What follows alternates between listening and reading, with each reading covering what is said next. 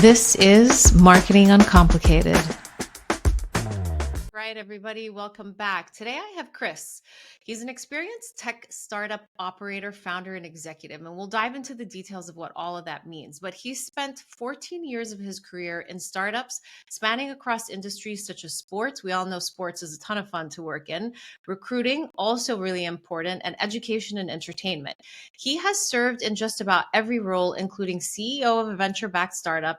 At the operations management and strategy specialist, he has helped companies navigate some of the most critical early stage phases. And I love that he has stepped into a multitude of different roles because he has walked a mile in every process of going through this flow with startup companies, which is essential to understanding how to get them to market. So this is crucial. And I love that he has that background, but he has helped companies navigate this. And the experience provides him with a unique insight into identifying exceptional founding teams, proven business models, and ventures made valid.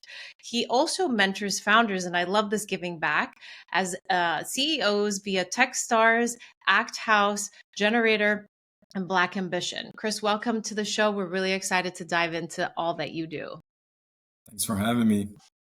So I want to take a little bit of a step back, prior to jumping into the position that you're in now, and really talk about, the navigation of getting to where you've gotten to. And also when we get to your current role, what was that gap that you and your partner saw within the market to bring this to life? Yeah, let's dive in. So my background is in sports and went to Duke University, played football there, was captain of the team.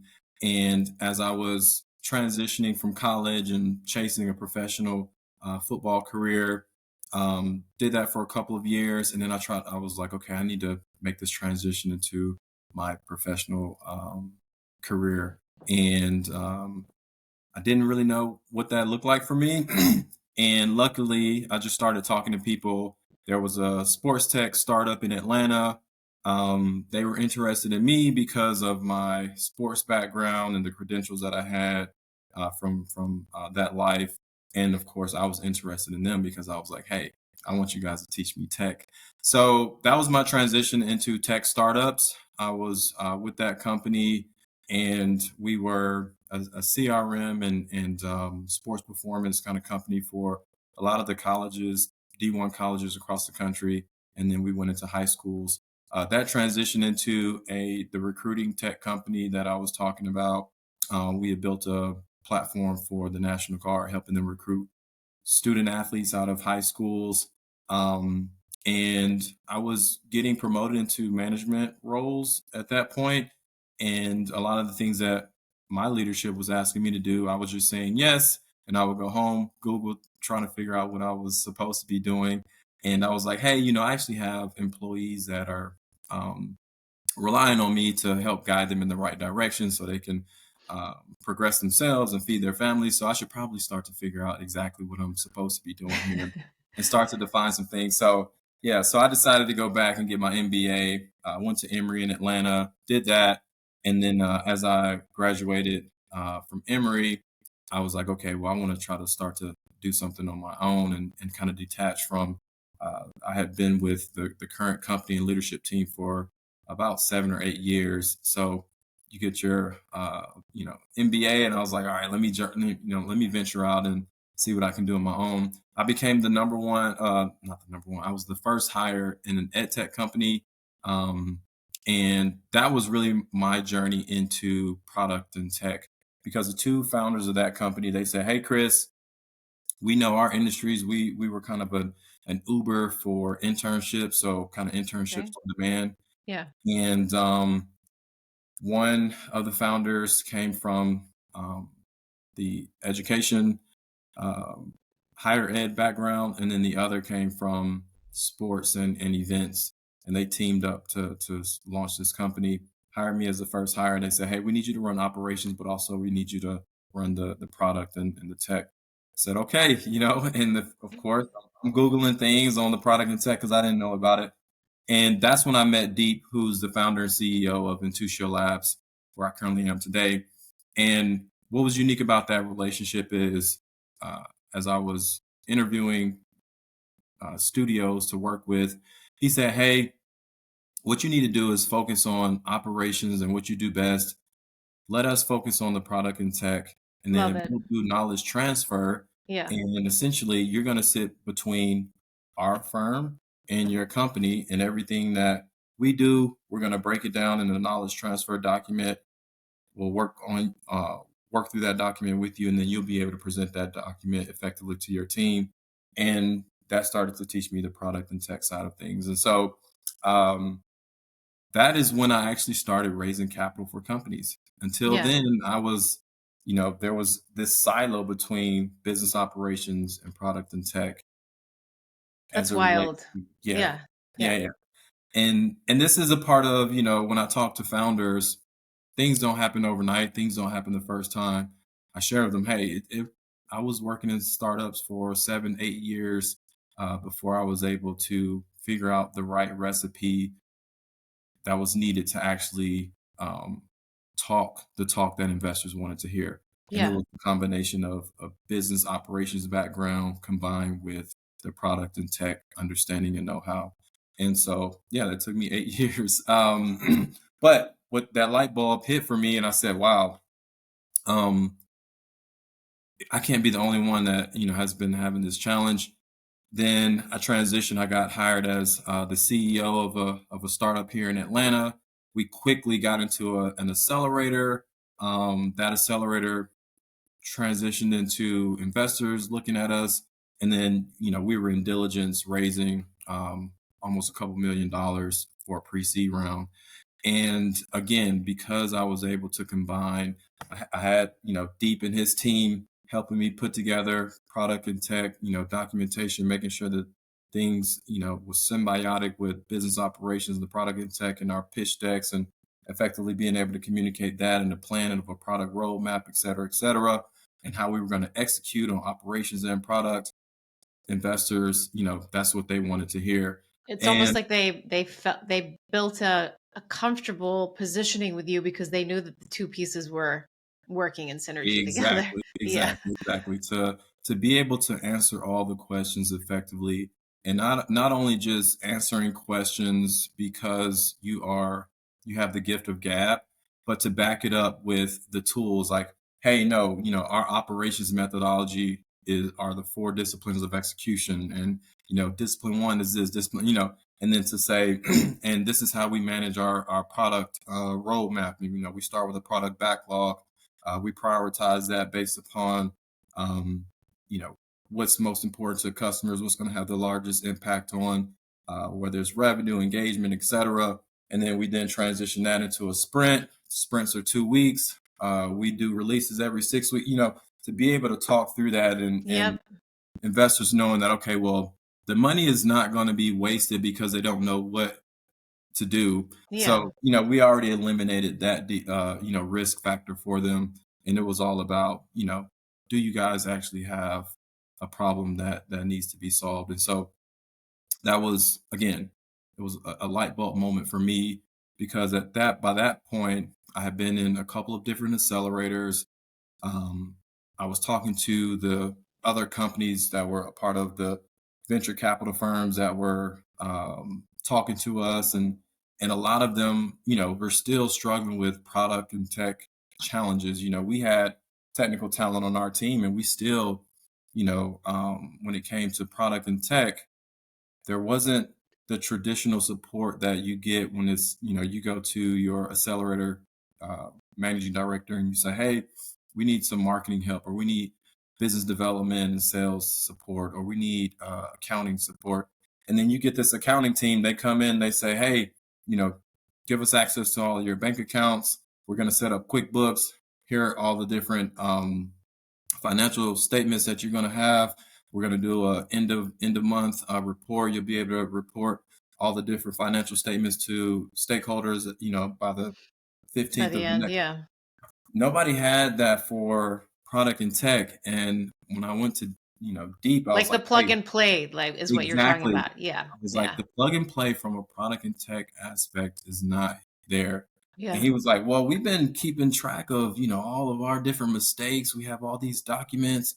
We can put together these templates that, we can easily rinse and repeat and replicate. For example, healthcare tech companies come to us, and there are HIPAA, SOC 2 requirements. He was like, we have templates, we have code that we just rinse and repeat, et cetera, et cetera. So the learnings that the studio has, they pass those learnings along to the customers in cost savings, time savings. And it's like, hey, why would you try to build something, over and over when you can just rinse and repeat it, save time, save money, that it works. And I thought that was unique. And I was like, okay, there's a gap here, and there's Yeah. other founders that need these type of solutions. And so that's the premise of Deep and I joining forces a little over a year and a half ago. Yeah. I love that you bring up the why would you do something over and over, or it's essentially like why would you continue to build to then have to backtrack years later, right? And I think that what a lot of founders and tech startups do, or when they're raising money, it's like all of a sudden they get this amount, right? And then there's no structure or support in place to say, okay, this is how you need to kind of build your process forward, or like what is the journey end to end. And that journey may never have an end, because as we know in product and tech, it's cyclical, right? Right. It is constant updates. It's a living and breathing machine no matter what you're doing. Mhm. And it's like you get to a point of like launch, but then it's like another launch and then another launch and another launch. And this is where I think tech founders or founders in general who don't have the background, they have the idea. They're Right. always going to be the ones that have the idea, but to actually implement it is where they need help. Because Yep. it's similar on the same side with marketing and a martech stack. From the tech standpoint, none of that stuff has ever been set up, and the spreadsheets are hanging out in Google Docs. How they grab things here, or how do they set up, and everything is like just disconnected, janky. No, nobody knows how a lead has come in through the system or any of that sort. Yep. So then they're having to backtrack to kind of put this motion into place to then push forward again. And so you are right, it's all about saving time and money, because it's educating and it's empowering them at the same time to kind of Right. know that this is how we have to move forward to then not have to backtrack, because it's going to cost us more to do that. That's right. And we have this conversation with founders all the time where we say, hey, in reality, all products are about 80% the same. The 20% is the differentiation. That's what, separates you from the next company, from your competitor, separates you from, making it from a pre-seed round to a seed round. And, sometimes they may look at you funny. I'm saying, let me break this down for you. When you go to any app or any website, any platform on your phone or your desktop, the first thing you have to do, there's a landing page, there's a marketing site. And then if you want to learn more and engage with their product or service, you have to create a login. You can go to that login. Typically, it's going to say, hey, do you want to authenticate with, your Gmail or your Apple ID? All of that stuff is ubiquitous. It's the same. Yep. Every app Yeah. on your phone is the same. So that's what we mean. And then once you create From that the rinse and profile, repeat. Yeah. right. Once you create that profile, there's some profile or landing, place where you land, and you fill out your profile and add all your information. Payment's the same. Google Pay, Apple, so that's what we tell them. Why would you Try and be reinvent the wheel. Yes, why would you, lose sleep at night trying to figure out how to make Apple Pay work, Google Pay work, Google email authentication work for, people to sign up and log in seamlessly? We have figured that out. We do this all day, every day. We do this in our sleep the same way that you know your industry in and out in your sleep. Yeah. So you focus on that component, help us really understand the 20% that differentiates you from the market. We're going to really hone in on that particular part of your product, and that's what's going to help you get from one growth stage to the other. And so that's kind of it. When we talk to those founders and they're struggling with some of the little minute things Yeah.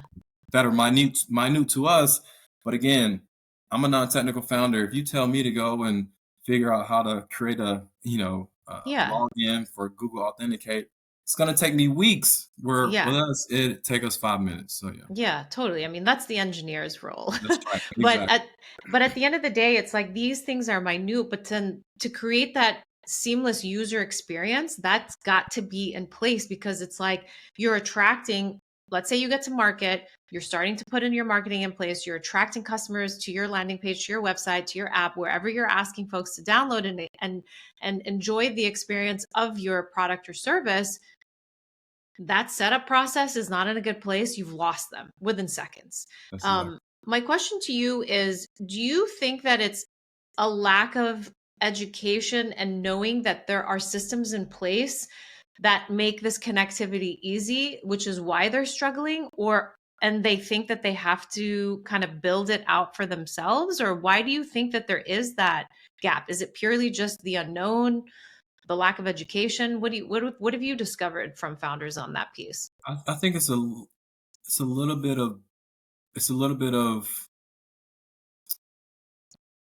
the lack of education, meaning again, you are an expert in X. something else, right? It's not Yeah. engineering, but you know you're technical enough to try to figure it out, especially with all of the AI tools out today. You can get a lot done with some of the no code and low code tools in the market today, and that's really just kind of come into place over the last 18 to 24 months where founders could really rely on those tools, and it became acceptable, you know, for investors because sometimes, I know more than 2 years ago, investors didn't want to hear that, you were utilizing some other platform because they were so worried about intellectual property and all of Yep. that stuff. And and so that was part of it.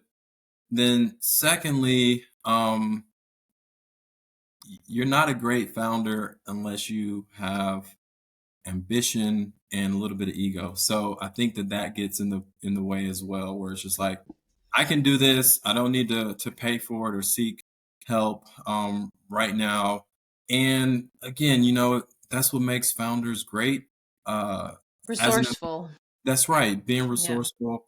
And now that I'm on the services and investment side, yeah, if I don't have a founder that, isn't ambitious and, thinking that they can change the world just, within the palm of their hand, then yeah, you don't want to invest in them. But at the same time, you have to know what you don't know and ask for the help. And that's the biggest thing, asking for help. A lot of founders have, they struggle Difficult. with Yeah. early on because they want to do it all by themselves. Yeah.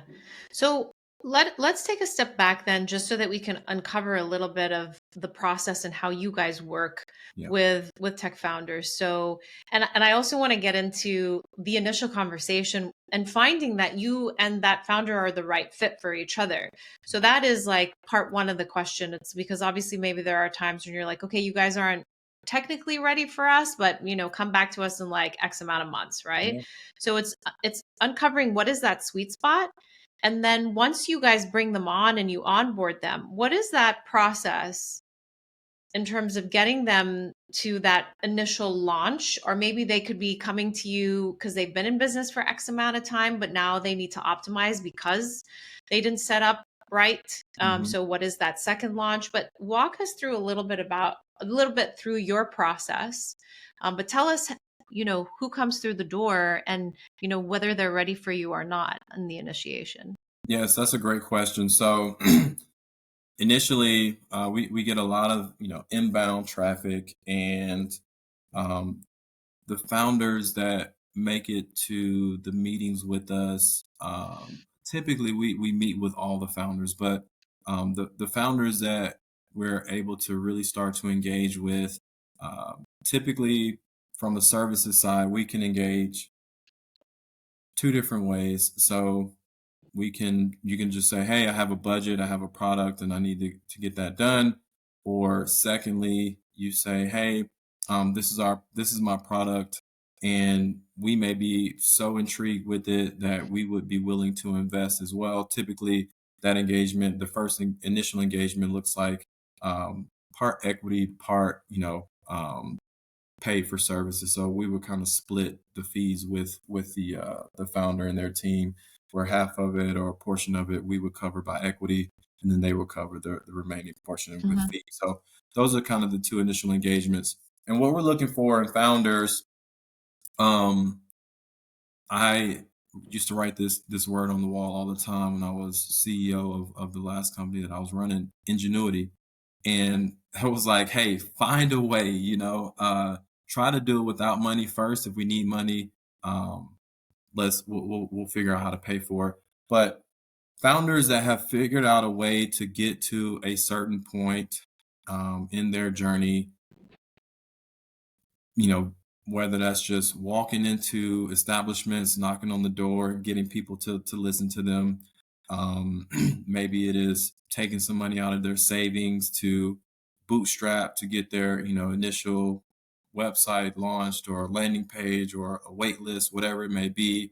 Um, or for example, this Airbnb story I tell a lot. They were selling cereal during the Obama McCain presidential election. Like morning Where cereal, breakfast cereal? yes, yes, Okay. yes, yes. So it was like Obama O's and McCain somethings, and a portion of the proceeds from each sale. If they sold a McCain, I forget the name of the McCain cereal, but portion will go to the campaign, and then the rest would go to they will put back into business and help them continue to grow the business. And so stories like that, you're like, wait a minute, you have nothing to do with cereal.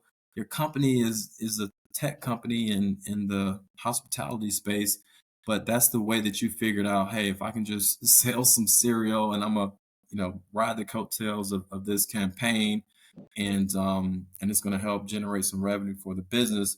That's what investors are looking for. So we're looking for that ingenuity, people that have kind of lost some sleep at night to get their company to the place that it currently is, and now they need that accelerant. They need that help. They need help really figuring out who their ideal customer profile is. They need help with product strategy and saying, okay, these are my three ideas. This is the critical pain point of my customers. Here is the solution that I have, or I have these three solutions. I need to figure out which one I Mhm. should, um, which one I should implement for my MVP. And that's really where we start to engage with those clients. And so that's to answer the first question. And what was the second question? The journey. So you onboard them. Yeah, there we go. Yeah. So now the journey of onboarding. Um, Once we onboard them, we really start to go through the product strategy. So we break it down into four components. So it's product strategy, product design, product engineering, and then go to market. Mhm. And with the And product, I have a question just because we came off of the first, not to interrupt you, but we came off the first question of, what is the sweet spot for people to come on board? When you say we go through product strategy, is 99% of it not there when you bring people on? Or is it like they have a concept of it?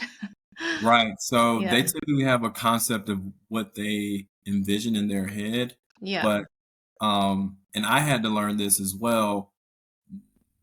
I would say 80% of the companies have no designs. Yeah. And I was the same way. I didn't draft a design for a product solution until I met Deep in 2019. And I had been already running companies since 2011, or, I've been in companies and starting to learn about product and stuff, since 2011. And I was like, wait a minute, you have to start with these low fidelity and high fidelity designs. And what does that mean? And so I'll get into that. But Yeah. yes, typically everyone thinks that they're ready to build. Okay. I've taken some money out of savings, or I've gotten a friends and family round put together, or I got into an accelerator and they gave me, 100K. I'm ready to go. Here's my pitch deck. Here's the market, and I just need to, build this thing. And it's like, okay, well, what Hmm. does it look like? And they're like, oh, it's going to be a login. Like, well, show me the designs. And they're like, Yeah.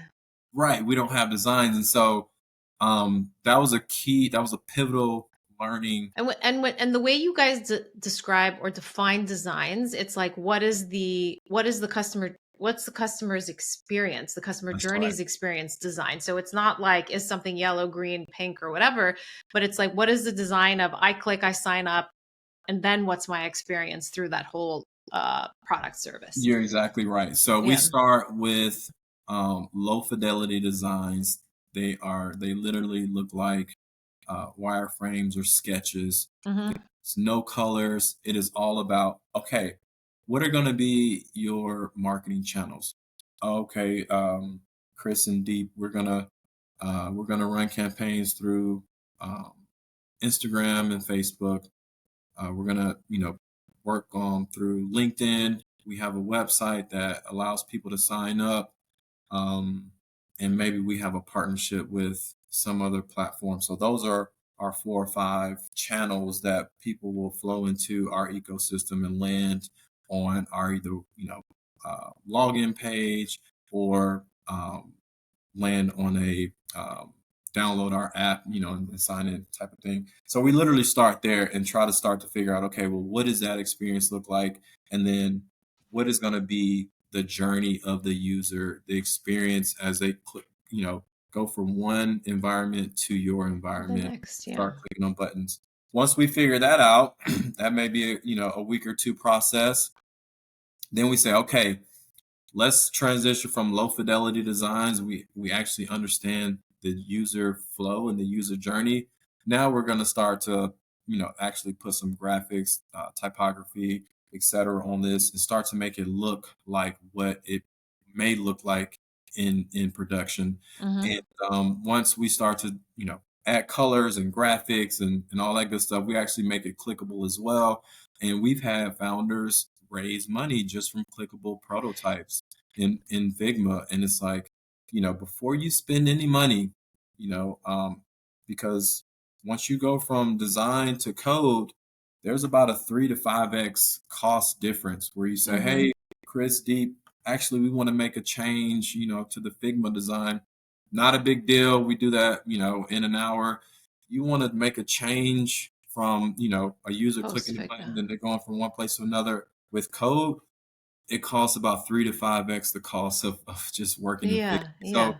we try to help them, exhaust that. Like, hey, pick some of your early adopters, put together, a test group, create a survey, and just give them the clickable prototype, have them play around with it, tell them to tell you what they like, what they don't like, help guide, some of their journey or decision making through some surveys, so you actually get the feedback that you Mm-hmm. want, Mm-hmm. and then we start to iterate from there. And after a couple of weeks, we say, okay, I think we got it. Let's start to build. Yeah.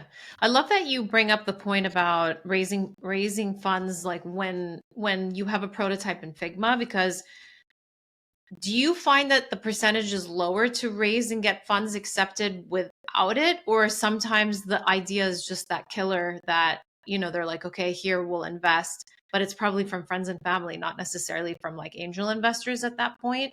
Do you think it's a lower threshold to like of a barrier to entry? Yeah, for You're sure. exactly right. The Yeah.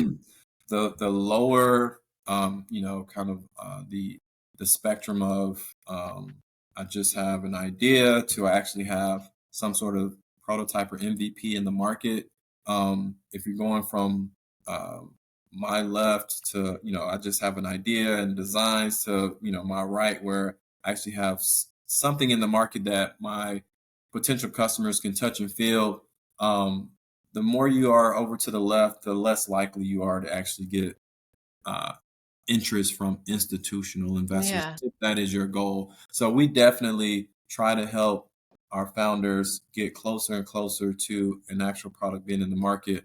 Now, if you are a founder with a former exit or two, and you've made millions and you've already You've had, got it in your back pocket. yeah, if you've had investors backing you, they don't Yeah. want to miss out on your next big thing, right? So they're going to throw money at you whenever. But for the other 99.9% of founders in the world, you are going to actually need to show proof that I have a product Now, Mr. and Mrs. Investor, I'm bootstrapping this.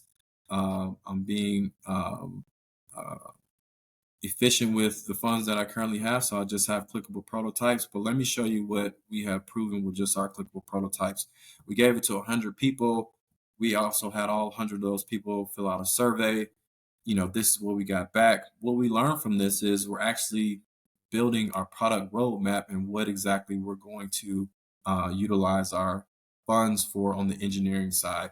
We've created, this list of 15 features based on our clickable prototypes and the survey feedback that we got. And that's where we're going to, 25% of the fundraising ask that we have is going to go towards product development and our tech there. And Yeah.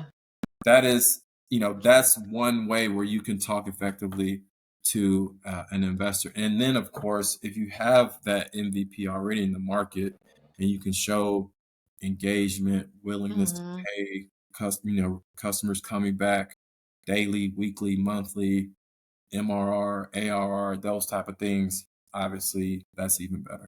Yeah. No, that's great. I mean, I think it's really important for folks to realize like that sweet spot, because it's like they're probably raising funds to get them halfway there to support maybe some minimal build out, but then it's, coming to you, it is that further support to get external investment that isn't just friends and family at that point. Right. Um, Tell us about instances whereby companies are already in business Mhm. and you're having to take a step back. What is, obviously there's a huge difference between the two, because one, you're starting from ground up, and then the other, you're kind of taking however many steps back depending on where they are and where they want to go, to really optimize their current platform. Or maybe it's a company that's building out a new arm of a different type of product. But yeah, I mean, I think it's a different type of approach, but it's still kind of pulling in from the same. I Yeah. guess maybe talk us through that a little bit. Yeah, no, great question there. So, a couple of scenarios there. So let's start off with the founders who come to us who already have a product in the market. Typically, what's happening is they're not receiving uh, the sort of engagement, whether it's customer engagement, transactional engagement, that they want out of their product. They probably also can't keep up with all of the product development that they need, and they'll come to us and say, "Hey, you know, either we were working with just an internal team, we need to go faster, we need more expertise there, or I was working with another studio or software development firm, and it was very transactional. They only did what we asked them to do. They weren't really teaching us anything um, or showing us the best practices in the market.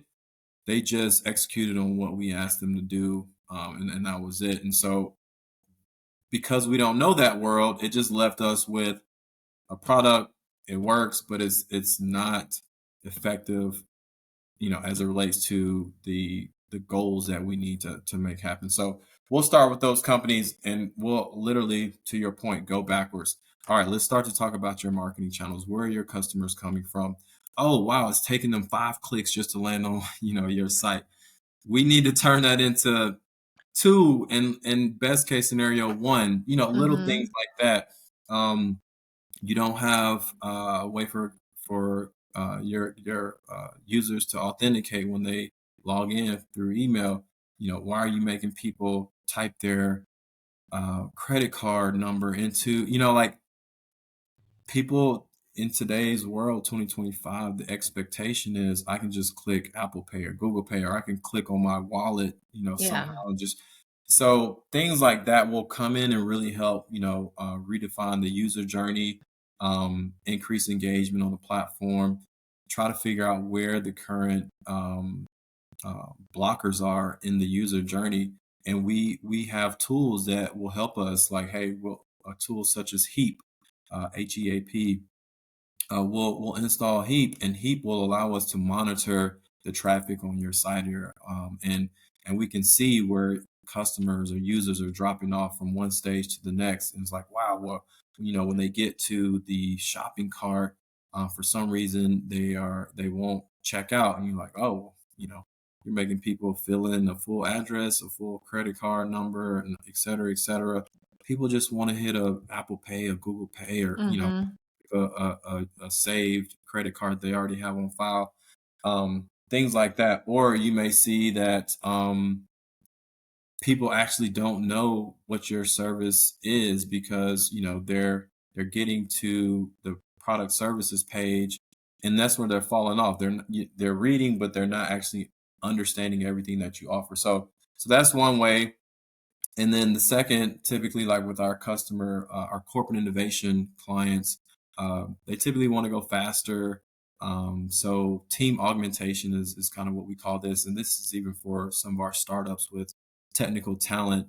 You have 3 or 4 engineers already on staff, but you don't want to go hire another 3 or 4 engineers at 100K plus, a year, and benefits and all that good stuff from a startup standpoint, when all you need is a 6 or 8 week or 12-week project done. So they'll come to us, team augmentation. All of our engineers are highly skilled. They've been doing their jobs for 7+ years in all the different front end, back end, machine learning, all the AI tools, etc.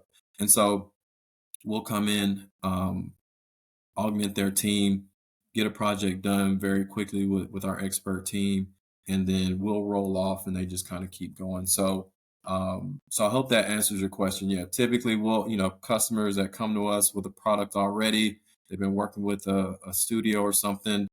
They literally have to go back to ground zero and work through the customer journey and the user experience. We'll help Yep. them with that.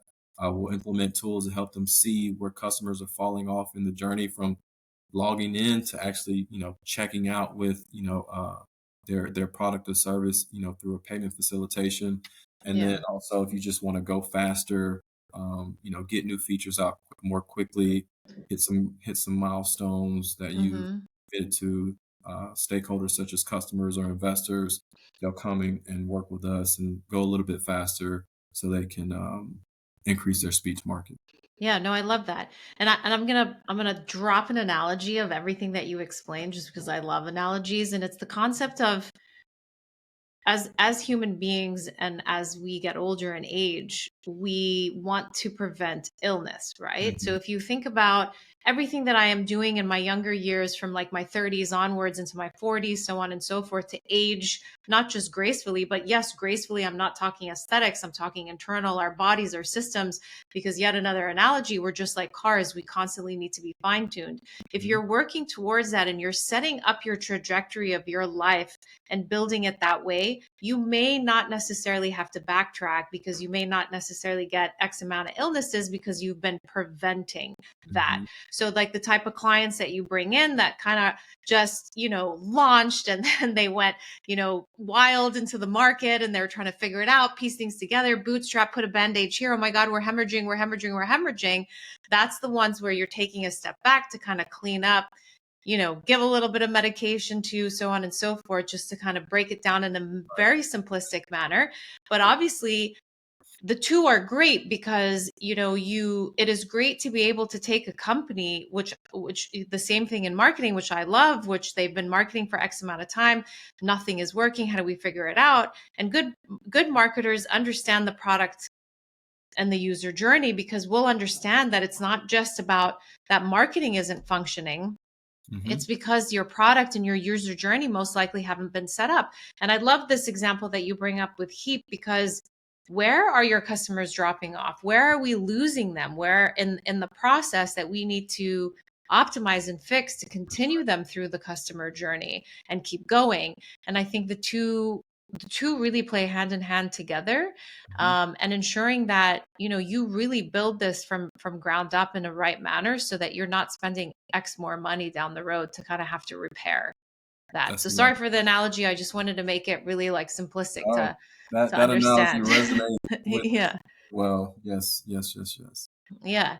So give us a like a case study where you did have to have somebody come in and fix, and without, obviously, maybe just tell us the industry, we don't need to know the name, but what were the because it's like, it's not just the way we're talking about it now, me as a marketer, you as like a product, tech back end building.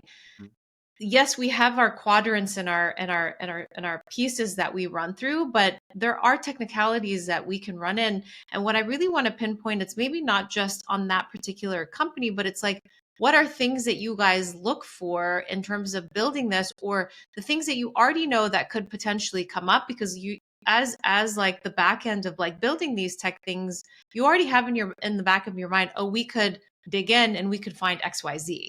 Right. So what are those type of things that you guys already have in your mindset when you're working with a company that's coming in to be optimized?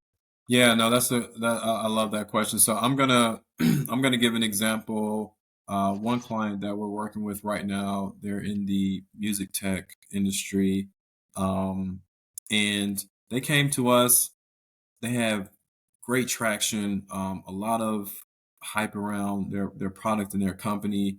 And what happened? They were working with a firm that so yeah, they were working with a firm, and the relationship just kind of faded where they didn't have that firm, working on the product anymore for them. So they lost the engineering talent that they had.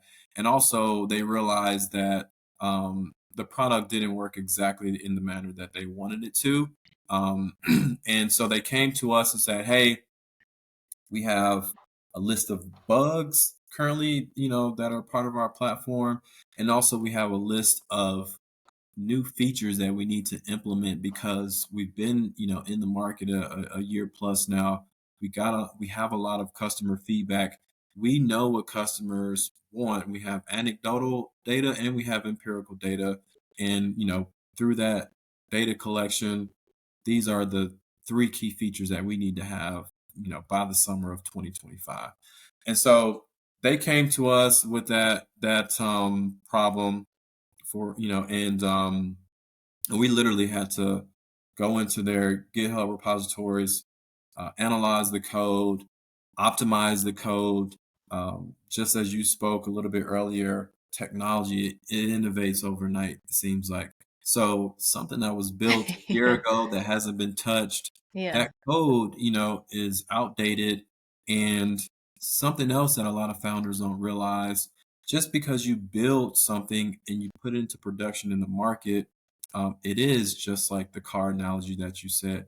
Hey, you got to, you got to schedule a oil change every 90 days or something. But same with the tech. You wake up one day and all your customers are blowing you up and saying that the app crashed, but you realize that Apple or Google pushed a new update. You didn't update, your platform. So you have to have that maintenance and stuff going on in the background. So kind of got off on a tangent, but let me dive back into I like it.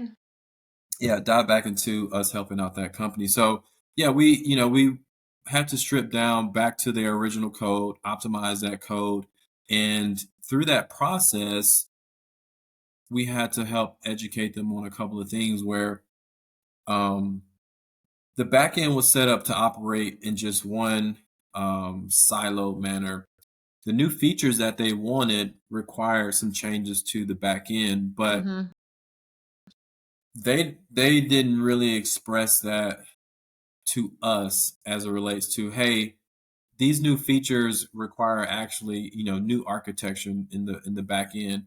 And they don't necessarily need to know that new architecture is required, but when you're sharing that, hey, I have a platform, and let's just take your Amazon app, for example.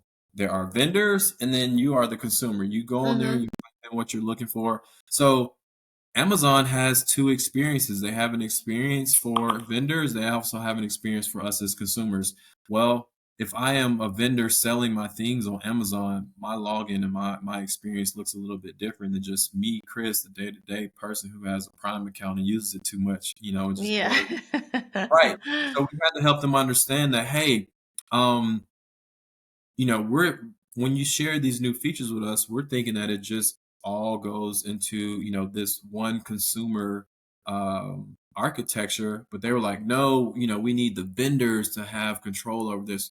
And that was a learning point where we said, okay, wow, we actually need to go back and re-architect things because Mhm.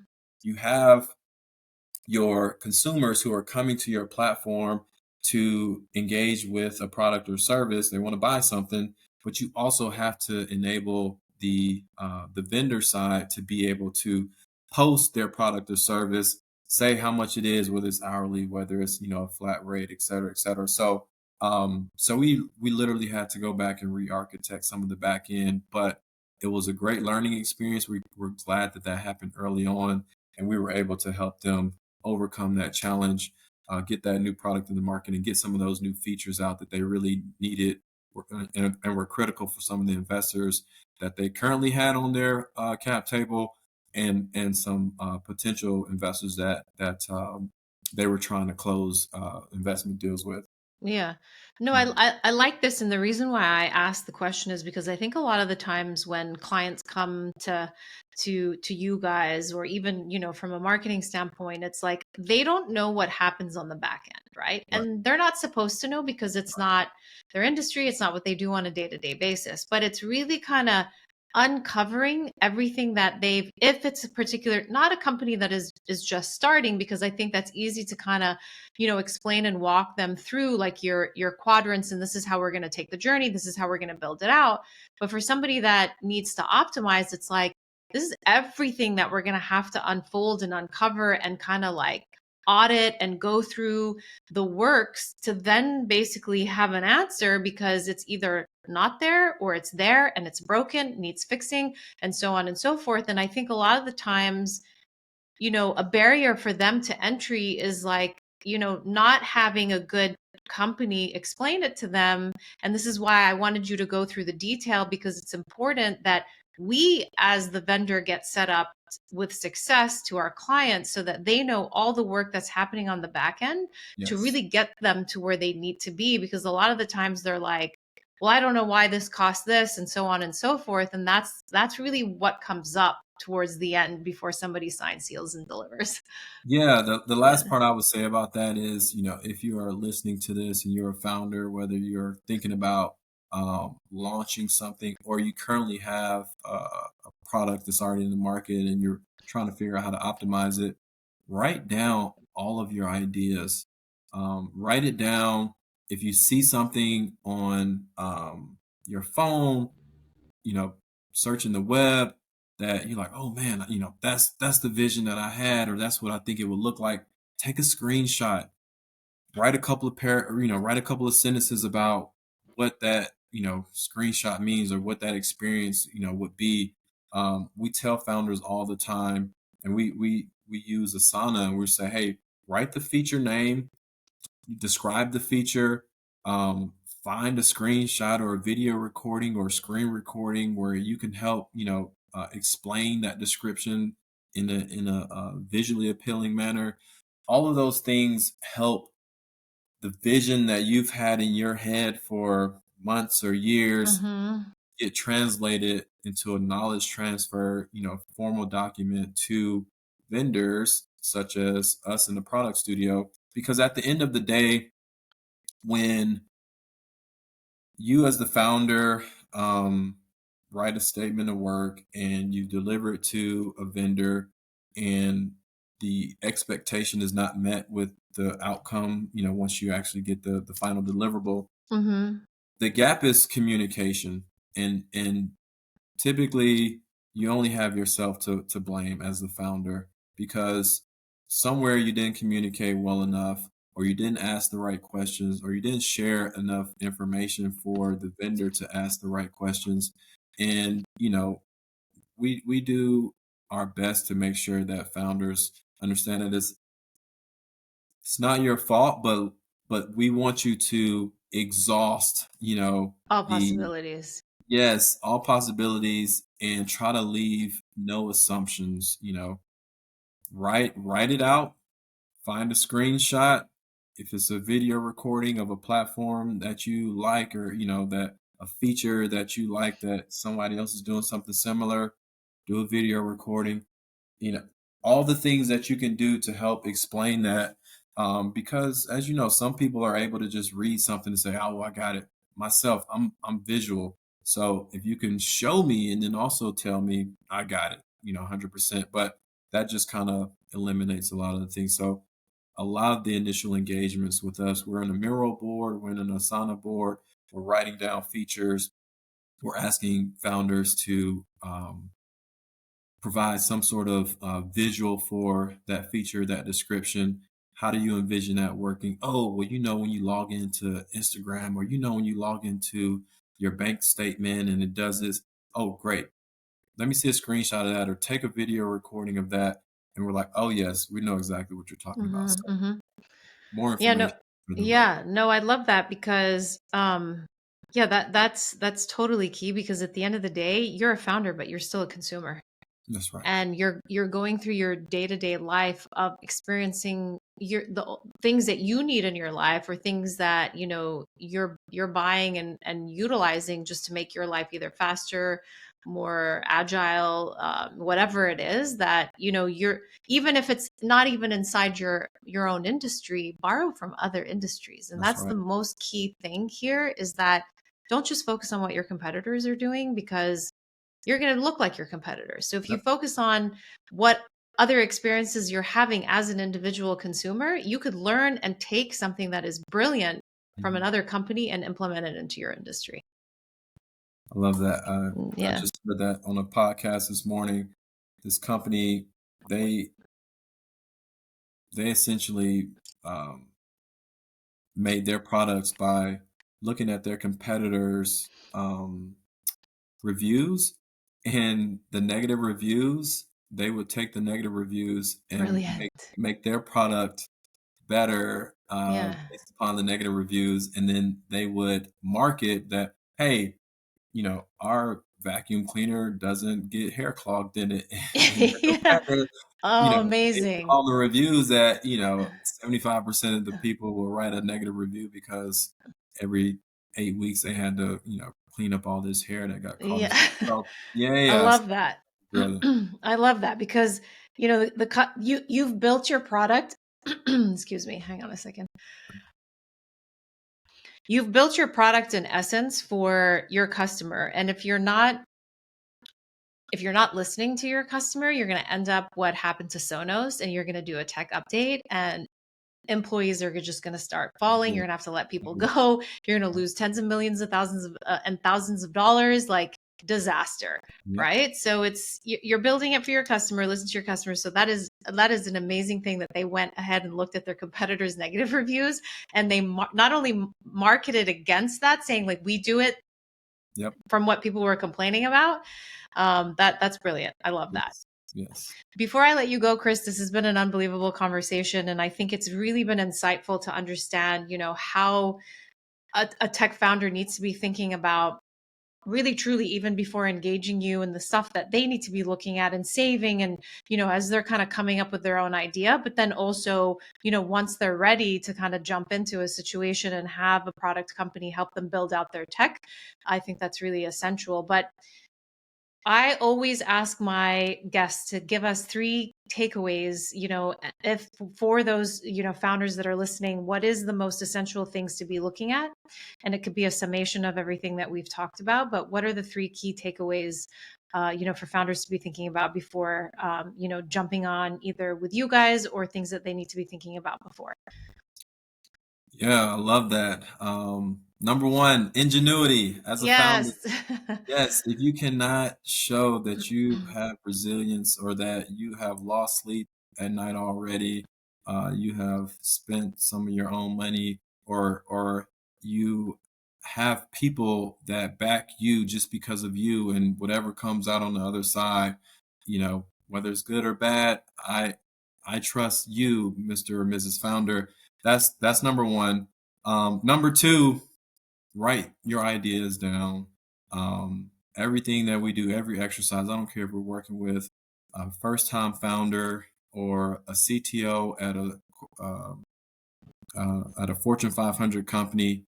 The first things that we're asking people to do: write it down, describe it, give us Hmm. a screenshot, give us a video recording. We need to understand exactly what your vision is, and then that is what we call the the the why and the what. So the why is the purpose. The what is like, all right, well, what is your, what do you envision? And then let us worry about the how it works, how it's going to be built. So that's number two.